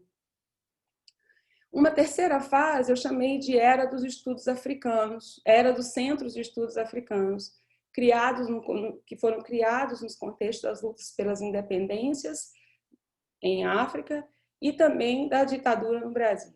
Né? Aqui a gente tem nessa fase que a Rita e a Luana também já colocaram, a gente teve aí uma presença importante de estudantes africanos, assim como uma produção importante, né, de uma produção importante sobre história da África nas revistas que foram criadas nesses centros. Uma quarta fase eu chamei aqui de uma era dourada dos estudos africanos, que aí elas toma fôlego nos anos, claro que é com a Lei 10.639, mas aí a gente tem aí desde os anos 90, vários historiadores e historiadoras que estão escrevendo sobre essa história da diáspora africana no Brasil e fazendo importantes conexões, né, com a história da África. Então, partindo aqui já para terminar, eu diria que os estudos africanos no Brasil têm uma especificidade, né, e eu não sou a primeira pessoa a dizer isso, outras pessoas já disseram isso, né? Uma parte considerável dos nossos estudos herdeira dos estudos sobre a escravidão no Brasil, e uma outra parte é sobre os encontros culturais provocados pela escravidão, ou seja, os estudos sobre a diáspora, sobre esses encontros culturais, o que acontece nesses encontros culturais. E os historiadores mais antigos, ou historiadores e historiadoras mais antigos do Brasil, vêm dessa tradição e muitos de nós nos filiamos a ela, né? E eu não vejo isso como um problema. Aliás, essa é uma especificidade que deve ser valorizada. enfim, um outro ponto que eu queria destacar aqui é sobre que não há dúvida que as leis 10.639 e 11.645 alavancaram a produção de teses, livros, programas de pós-graduação, fomentaram a criação de centros e de revistas especializadas. Né? Há agora várias pesquisas mostrando que a gente tem mais de 150 teses, dissertações que foram produzidas. Mas eu acho que nesse momento, né, que a gente tem aqui, a gente está tentando construir uma genealogia, eu acho que é também importante a gente pensar o que a gente está produzindo em termos de história, né? Quais os novos, em termos qualitativos, quais são os novos problemas historiográficos que a historiografia produzida sobre África no Brasil tem colocado? Que tipo de inovação conceitual nós estamos oferecendo? Será que a maioria tem inovado ou tem procurado acompanhar teorias e conceitos construídos fora do Brasil para desenvolver aí? Né? Quais são os períodos que a gente tem mais estudado? Né? Como é que a gente pode fazer para inovar o campo? Nós temos que fazer esse exercício de análise de nossa produção. Precisamos, sobretudo, parar de pedir a opinião dos estrangeiros sobre o que produzimos. Eu li, no mínimo, umas 3 ou 4 entrevistas realizadas nos últimos anos por historiadoras e historiadores brasileiros que perguntam aos estrangeiros entrevistados: o que você acha da produção da história da África no Brasil? Desculpem-me, mas essa pergunta é uma forma subserviente de pedir a confirmação dos estrangeiros sobre o trabalho que desenvolvemos no Brasil. Eu não conheço nenhum historiador ou historiadora estrangeira que pergunta aos brasileiros: o que você acha do que a gente produz aqui? Eu não conheço, eu nunca vi essa pergunta em nenhuma entrevista que eu já li com historiadores brasileiros. Então, esse é um ponto importante para a gente pensar sobre os novos caminhos. Também entendo, né, quando eu estou colocando aqui essa questão dos estudos africanos no Brasil e sua especificidade, eu também entendo que aqui eu quero dialogar com Rita e Luena, que as parcerias e os diálogos diretamente com intelectuais africanos e africanas mudou muito a nossa forma de produção, né? A nossa possibilidade de ir ao continente e fazer entrevistas e ir para os arquivos, né, mudou bastante a nossa forma de escrever. E coloca também, nos ajuda a estabelecer uma relação mais horizontal com os nossos, com os africanos.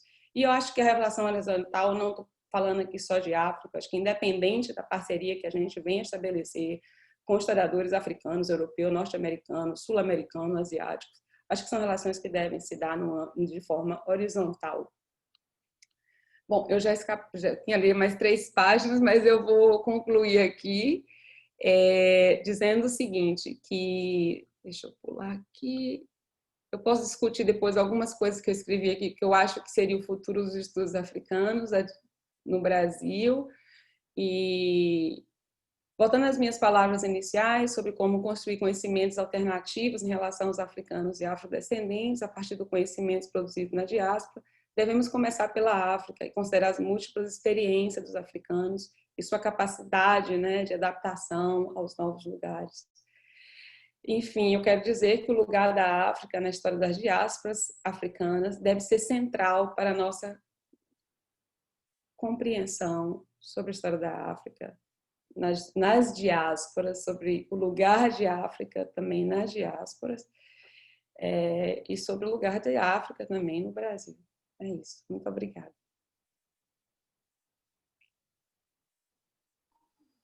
Muito obrigado, Vanicleia.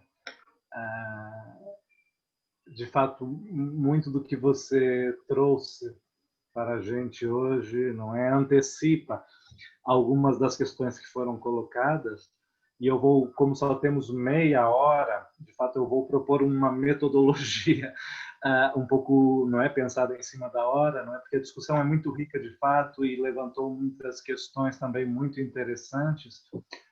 A minha ideia seria a seguinte, a de ler para vocês o que surgiu aqui. Há algumas perguntas muito diretamente direcionadas a uma de vocês, outras que são para a mesa, e deixaria um pouco ao critério de vocês escolher, não é selecionar, porque há comentários também, mas eu penso que muitas delas já foram sendo discutidas nas palestras. De todos os modos, eu vou lê-las, não é? Vou lê-las aqui, todas as que me chegaram, e aproveito para agradecer muitíssimo a Jacimar, a Josi, a Suzana, toda a equipe aqui da AB África, que me facilitou esse processo. A primeira pergunta seria: em que medida a presença de estudantes africanos em programas de cooperação internacional contribui para ampliar público e temáticas de pesquisa sobre a África? Eu vou seguir com as próximas questões, ok? Depois da Suzana Abrantes, como se percebem as interfaces entre os estudos sobre o continente e a diáspora? Depois de Maria Cristina Wissenbach, a quem aproveito também para saudar, vocês acham que a interdisciplinaridade, característica intrínseca à nossa entidade, está expressa na produção atual do campo dos estudos africanos feitos no Brasil? Também de Maria Cristina Wissenbach para Rita. Você poderia falar algo, Rita, sobre a coleção de autores africanos da editora Ática nos anos finais de 1970?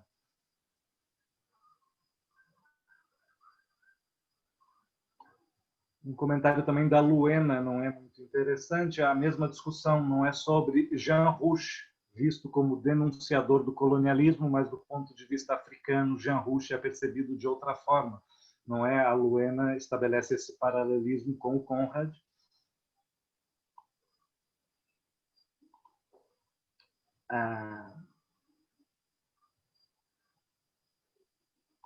De Maria Cristina Wissenbach, não pode-se ter meios termos quando se lê Conrad, segundo a Sheb, não é? E também de Maria Cristina Wissenbach, a ideia de casa, e essa pergunta é para a Rita, não é? Remete à família, e isso compreende relações de afetos e conflitos. Também me sinto estrangeiro em Moçambique, mas também em casa em determinados momentos. A exemplo, quando lá cheguei, depois de passar 3 meses em Cidade do Cabo. Este sentir e olhar de casa não é algo variável, indeterminado, dependente também da variedade da história e a relação que as pessoas têm com ela? Seria essa, então, a pergunta para a Rita. Eu peço desculpa, essa pergunta é da Jacimara? Peço desculpa. Sim, essa última pergunta é da Jacimara. Peço desculpa que eu tinha anotado aqui Maria Cristina. Obrigado, Jacimara. Essa última pergunta, então, sobre a relação entre os espaços, não é, de afetividade, a ideia de casa. Bom, gente, seria esse o conjunto enfim, de comentários, de perguntas que foram levantadas aqui, a que eu tive acesso. E eu posso, então, abrir para vocês, eu não sei em que ordem, talvez possamos começar na mesma ordem da mesa, não é? Começando com a Luena, depois a Rita e depois a Vanicleia. E se houver alguma dúvida, eu posso repetir, tá bom? Obrigado, desde já. Bom, estou aqui ouvindo, né, as duas falas que me sucederam, da Rita e da Vani. E acho que muito as falas e muito se complementam, né? Quem inventou essa história de que estudos africanos no Brasil começou com Nina Rodrigues foi o Zé Maria, tá? Não fui eu, não. Isso é parte da dissertação do Zé Maria sobre estudos africanos no Brasil. Ele começa com Nina Rodrigues e com Gilberto Freire, né?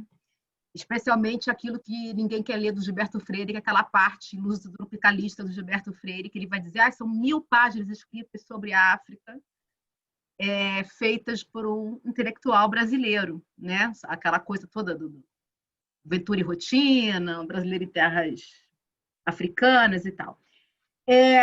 Essa discussão da Vani, ela é uma tensão, eu acho, né? Do jeito que eu leio. Vou comentar rapidinho a fala da Vani, porque tem muito a ver com o que a gente está aqui pensando sobre a mudança, enfim, quais são os eixos que se constituem dos estudos africanos no Brasil. Eu acho que um dos grandes eixos é o eixo entre essa diferenciação entre estudos afro-brasileiros e estudos africanos dentro da academia, né?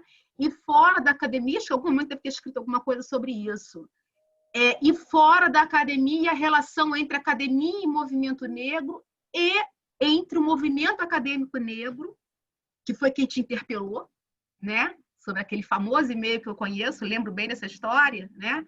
E vivemos um pouco essa tensão dentro da Associação Brasileira de Pesquisadores Negros, né? Entre um crescente movimento acadêmico, um movimento negro acadêmico e aquilo que eles chamavam de estudos africanos como um estudo dominado por brancos. E continuamos vivendo essa tensão. Essa tensão ela eu acho que essa tensão é constitutiva do campo. Eu leio dessa forma, né? E não vejo essa fronteira, a fronteira entre estudos africanos e afro-brasileiros, seja na história, seja nas ciências sociais, ou até mesmo numa literatura comparativa, né? Tá lá.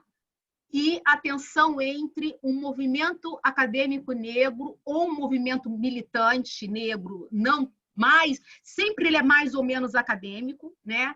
E um campo mais depurado dessas questões, que é cada vez menos depurado. Essa fronteira ela vai andando para lá e para cá, mas ela continua lá, ela continua marcando uma determinada forma da gente olhar para esses estudos africanos, que possivelmente, né, também, no caso das ciências sociais, ela vai demarcar, por exemplo, a ideia do sul-sul, né? Até que ponto os estudos africanos elas têm a ver com uma perspectiva comparativa, uma interlocução, ou um olhar, como têm dito alguns colegas, afrocentrado. Agora, o termo afrocentrado tem sido muito usado pelos nossos colegas para propor uma leitura de África menos contaminada pelos nossos problemas afro-brasileiros ou afrodiaspóricos. Essa discussão ela não termina, eu acho que ela é própria do campo. Eu não direi mais do que isso, não direi mais, assim, porque eu tenho mais de uma posição a esse respeito, como boa geminiana que sou, tenho várias posições a respeito e não consigo me decidir muito por nenhuma delas, assim, né? Mas, enfim, tendo a acompanhar isso com interesse antropológico. Eu vou fazer uma etnografia da tensão do campo.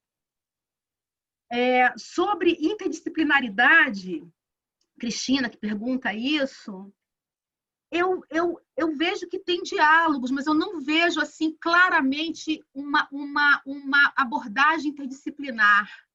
Eu vejo trabalhos historiográficos que dialogam imensamente com as ciências sociais, trabalhos na na antropologia que dialogam com literatura, mas eu não acho que, claro, o campo de estudos africanos é marcado por um diálogo de disciplinas, mas eu acho que tem muitos bons trabalhos centrados na disciplina que são muito bons também.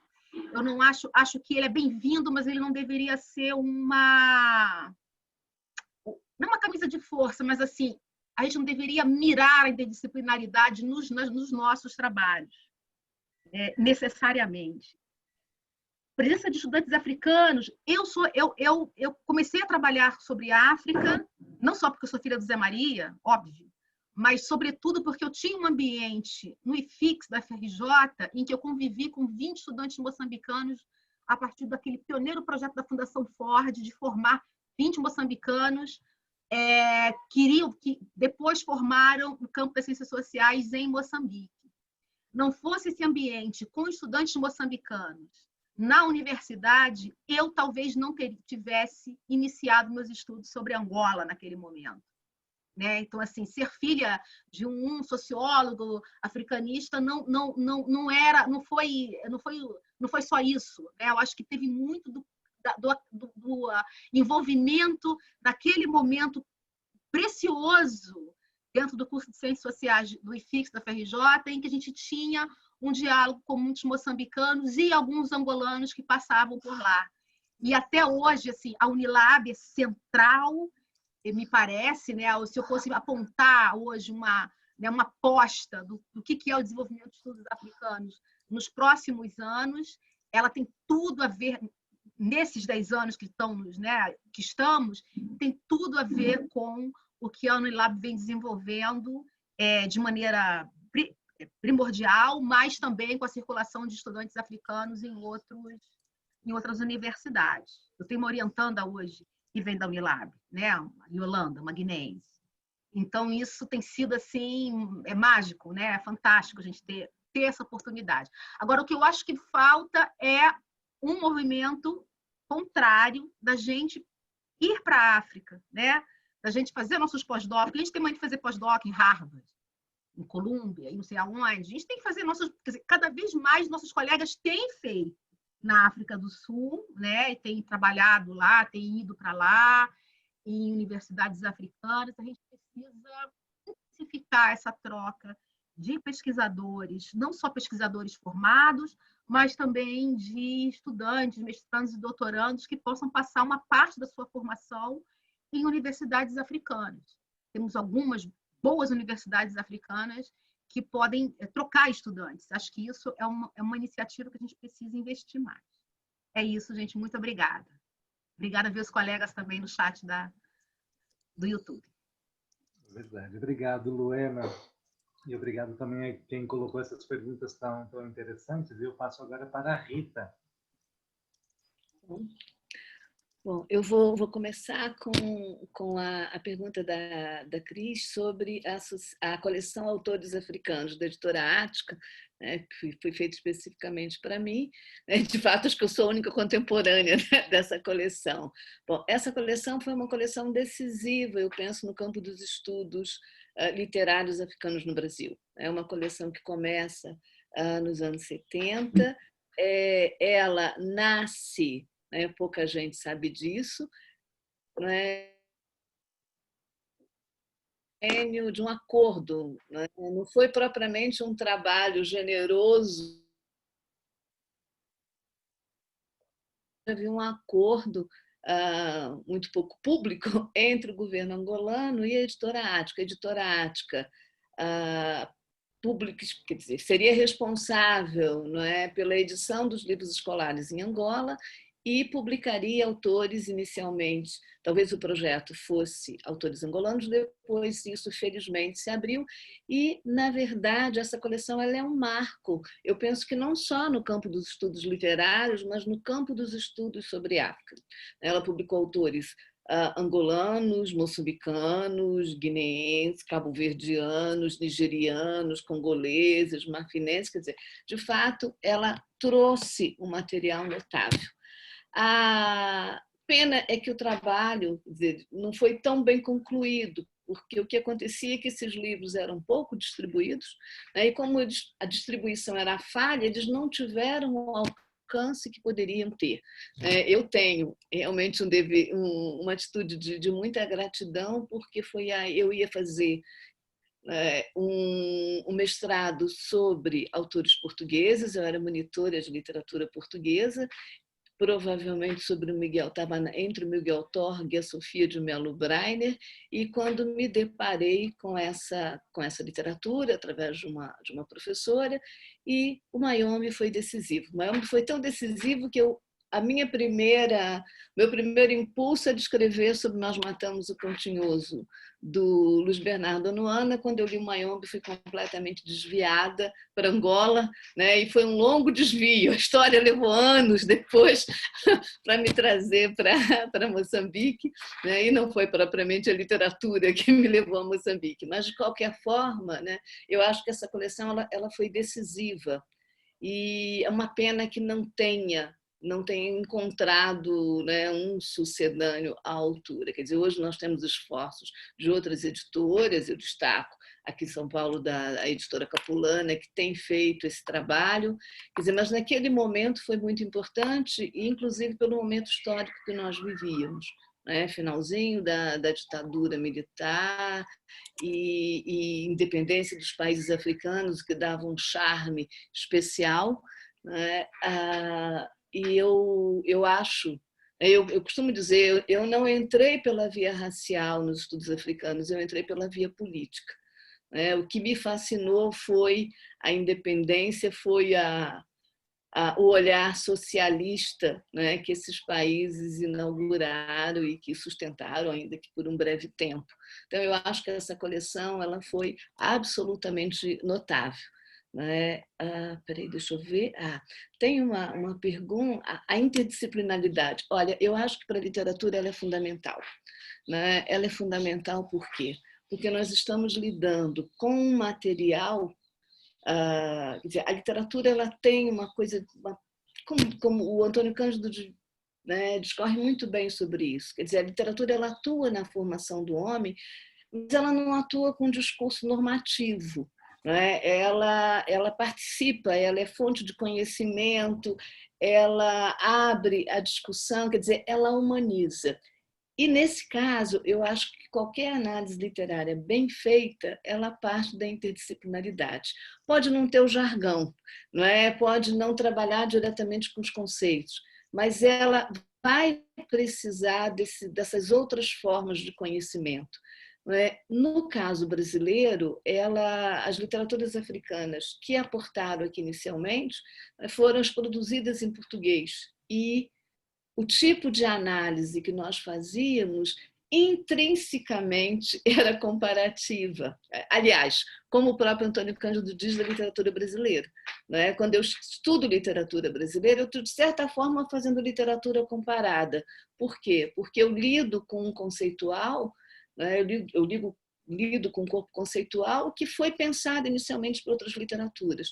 Então, eu acho difícil sair da interdisciplinaridade. O que eu tenho reclamado muito com os meus alunos é que eu acho que a interdisciplinaridade ela não pode ficar no campo da nomenclatura, da terminologia, que é fundamental para os trabalhos em letras a incorporação de procedimentos interdisciplinares. E isso os alunos de letras ainda têm uma grande dificuldade. Eu acho que essa dificuldade também está ligada a uma falta de arrojo da própria área. Se vocês fizerem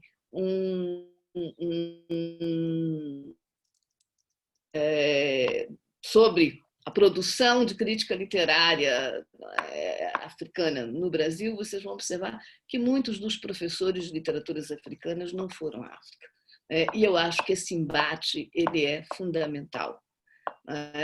Esse embate é fundamental. Quer dizer, você trabalhar o texto literário com categorias que são próprias da literatura, que são próprias da teoria literária, mas o confronto direto com a realidade, o confronto direto com esse terreno que, digamos, ensejou a representação que nós estudamos, é fundamental. E eu acho que a interdisciplinaridade aí seria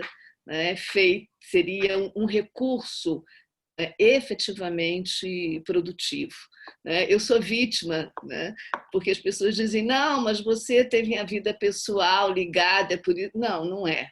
Eu, antes de casar com a África, eu namorei muito a África. E esse processo foi um processo riquíssimo, eu penso, para a formação. Eu faço questão de dizer, não é que eu, que conheço os países africanos, que passo meses por lá, produza algo melhor que os meus colegas que não foram. O que eu costumo dizer é que eu, frequentando a África, eu produzo algo melhor do que eu produziria se não conhecesse aquela realidade. Se eu não conseguisse perceber não só as convergências entre o texto literário e as ruas de Luanda, de Maputo, de Inhambane, mas também as lacunas que há entre marcas do real e a sua representação na literatura. A última pergunta, peraí, senão eu vou toda a vida. É sobre a questão de se sentir em casa, pergunta da Jacimara. Quer dizer, eu acho que é isso mesmo que você falou, Jacimara. o sentir em casa, né? O sentir em família, ele junta uma série de elementos contraditórios. A minha restrição é aquele sentir em casa que parte do pressuposto de que eu conheço tudo. Quer dizer, em geral, em casa, eu relaxo. Eu acho que talvez as grandes brigas familiares né, venham exatamente dessa sensação de que eu conheço meu pai, eu conheço a minha mãe, eu conheço o meu irmão. É o contrário. Né? Se nós olhamos com olhos desconfiados em relação aos pais, às mães, aos filhos que temos, né, talvez nós sejamos capazes de compreendê-los melhor. Quer dizer, quando eu desço, não é? E eu acho que aí a língua portuguesa, ela muitas vezes ela funciona como um complicador. Não é? Porque quando eu desço no Ghana ou quando eu desço no Senegal, eu tenho o estranhamento da língua, por mais que eu domine, né, que eu possa dominar a língua inglesa ou a língua francesa, eu não estou falando, eu não estou no espaço da minha língua. Quando eu chego em Angola, quando eu chego, né, em Moçambique, o que a língua portuguesa cria uma falsa ideia de familiaridade que eu acho que ela pode turvar o olhar. Quer dizer, é claro que tem o conforto, né? Evidentemente que a relação é uma relação atravessada por contradições, mas o que eu penso é que a gente não pode perder, né, o ponto de vista, não pode perder o olhar de onde se vê a contradição.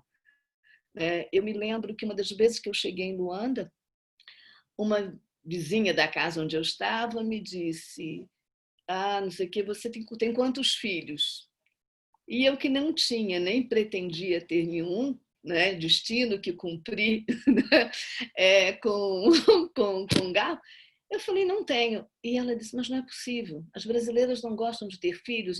E eu percebi que aquilo era um estranhamento, quer dizer, que eu não estava em casa, porque aqui no Brasil ninguém me diria isso. Né? E eu acho que esse é um dado. Quer dizer, o exercício da maternidade em certos espaços de Luanda, é claro que agora mudou bastante, né? Mas quando eu cheguei lá nos anos 80, o exercício da maternidade era uma coisa que definia a identidade feminina, e eu era estrangeira. Então, eu acho que olhar a casa do outro, né, com empatia, com desejo de compreensão, com vontade de participar, tudo isso é muito produtivo, né, para usar uma palavra sofisticada, para as epistemologias que nos interessam. Mas saber que as coisas podem significar outras coisas, que as mesmas coisas que eu estou vendo. Então, foi nesse sentido que eu falei.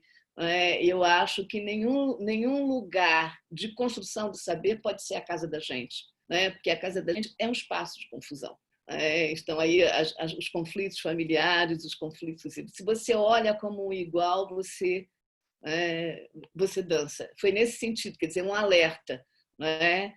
E, de fato, né, nós nos sentimos bem em Angola, nós nos sentimos bem em Moçambique. E eu costumo brincar. Eu acho que a marca da estrangeiridade em Angola, a Luena pode me socorrer, é o cacuço. Porque eu me sinto muito bem em Angola em várias situações, mas não me chame para comer cacuço. Eu finjo, confesso a vocês que eu finjo, mas eu acho que ali se marca. Aquela dieta alimentar, ela define quem é angolano, ou quem é mais angolano do que eu. Eu não chego a tanto. Então, quer dizer, fazendo uma brincadeira, mas é isso. É exercitar esse jogo de proximidade, de distanciamento que eu acho muito, muito positivo. Eu acho que eu respondi tudo, Naziro. Eu acho que sim, Rita. E a questão do Conrad, que a Cris levanta, quer dizer, de fato é esse. Depende do lugar que a gente lê o Conrad. O grande problema é que, normalmente, o lugar considerado é o lugar em que o Conrad recebe um sinal positivo. E mesmo que eu não concorde com o Chinua Achebe, eu acho que é fundamental compreender como é que ele lê esse Conrad, como é que ele ouve esse Conrad e o que o Conrad representou inclusive para uma certa elite africana. Eu penso acho que é isso. Tá. Obrigado, Rita. A Jacimara também agradece. E passamos então a Vanicleia, que entretanto recebeu uma pergunta de Carlos Silva. Vanicleia, como lidar com as tensões entre a história da África e da diáspora africana produzida no Brasil? Como produzir uma discussão a partir da diáspora que coloque a África no centro do debate? Né? Para além das questões que surgiram, se você puder responder a essa do Carlos Silva, também agradeço.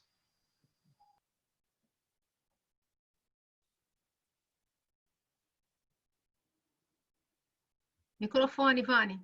Agora? A gente tem 4 minutos, a Luena tem que sair às 2, né? Então eu vou tentar ser mais precisa. A primeira questão, que é sobre a presença dos estudantes africanos no Brasil, eu penso que um dos principais impactos da presença desses estudantes é relativo às novas agendas de pesquisas que eles trazem, né? Os nossos interesses não são os mesmos. Eu acho que isso é o mais importante, né? Eles enriquecem muito a nossa produção e a nossa variedade de temáticas, né? Recentemente, um aluno da Unilab me mandou um e-mail que ele queria estudar o conflito no Casamance, né? Ou seja, é uma agenda nova de pesquisa que é importante. Sim, muito frequentemente eles mandam mensagens com temas que trazem uma nova agenda. Sobre a questão da interdisciplinaridade, eu concordo com a Luena. Eu acho que nós fazemos um diálogo interdisciplinar sem uma abordagem interdisciplinar, né? Recentemente, eu acho que tem tido muitos trabalhos produzidos no Brasil que tem de fato uma abordagem interdisciplinar, mas isso também é algo novo, né? Assim, trabalhos que englobam metodologias da história, da antropologia, da linguística, trabalho de campo, traz a literatura, né? Então tem uns trabalhos novos que realmente são bastante interdisciplinares, mas não acho que isso embora a gente tenha essa vocação, eu acho, a ser interdisciplinar, a nossa abordagem, falando aqui em termos metodológicos, ela não é tão interdisciplinar. E, enfim, para a terceira questão, que eu acho que é a mais central agora, eu acho que tem uma tensão, sim, no campo, mas eu acho que a gente não pode, foi isso que era o que eu queria colocar, que a gente não pode se furtar.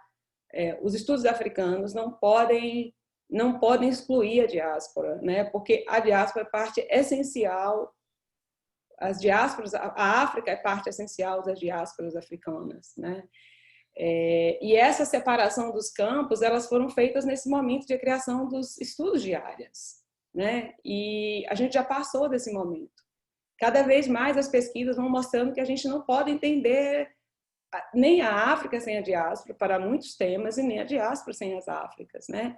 E, em termos metodológicos, a gente tem que começar pela África, né? Se a gente quer, estou falando para todos os temas, né? Estou falando se a gente estiver pensando para alguns temas que são diaspóricos, por exemplo, sobre a história do Brasil, a gente não pode pensar sem começar pela África como se fazia antes, né? Ou excluir a África. Eu gosto muito de uma frase do Alberto da Costa Silva, que ele diz assim: antes se pensava, os estudos da escravidão no passado não consideravam os africanos como sujeitos que tinham uma história. Parecia que eles nasceram no navio e chegaram no Brasil, ou seja, se desconsiderava absolutamente o passado africano para pensar essas pessoas e suas histórias no Brasil. Estou falando aqui de uma produção no século XX, que depois é modificada. Então, meu ponto central é isso. Acho que a gente tem que trazer, sim, a África para o centro desse debate sobre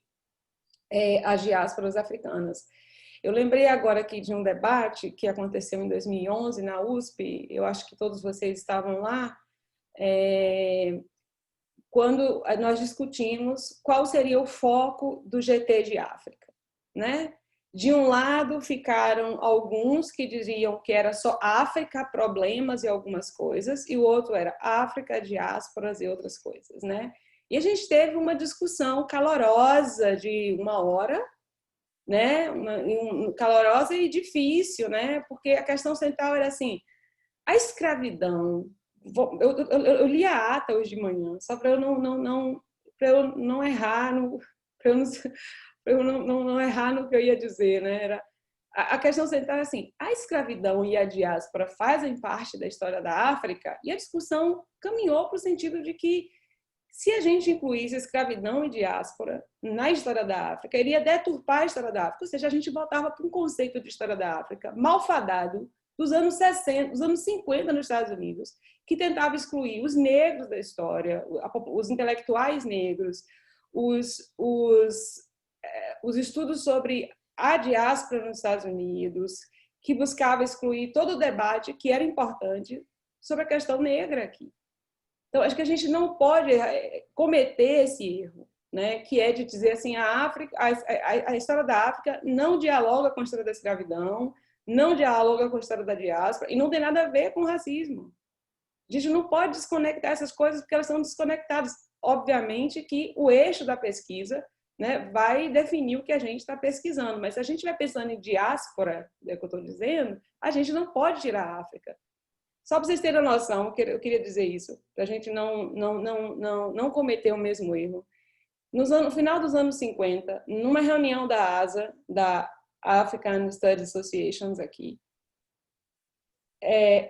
os intelectuais negros se levantaram e saíram todos da associação, porque os intelectuais que eram dos estudos africanos diziam que não podiam incluir outros temas, né? E com isso a associação acabou se tornando uma associação com uma presença muito massiva de pessoas brancas nesse momento, justamente pelos recortes que ele fazia. A África é só o continente. Mas o que é o continente africano, se não também a formação, as suas diásporas? Esse novo volume da História Geral da África, que é a História Geral da África e de suas diásporas, considera que a história da África não pode ser compreendida sem as suas diásporas. E a diáspora não é a diáspora do século XV ao XIX, que tem o seu impacto no Brasil e nos Estados Unidos. Não se restringe ao Atlântico, para ser mais sucinta.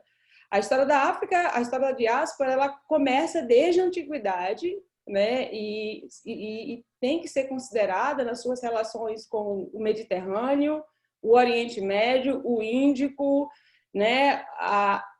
O Pacífico e o Atlântico, com todas as partes que as diásporas africanas atingiu. Então, acho que esse é um ponto central. Obrigadíssimo, Vanicleia.